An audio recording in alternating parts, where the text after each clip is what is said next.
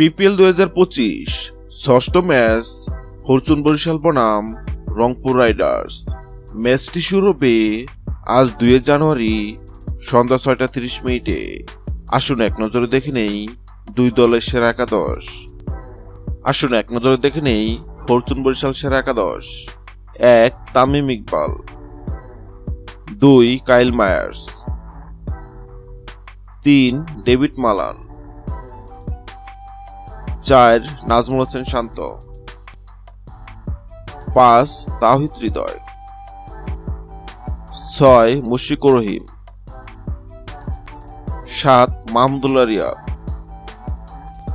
8 ফাহিম আশরাফ, 9 রিশাদ হোসেন, 10 শাহিন শাহ আফ্রিদি, 11 ইবাদত হোসেন।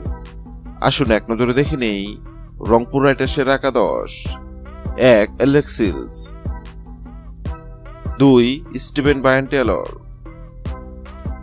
3 সাইফ হাসান,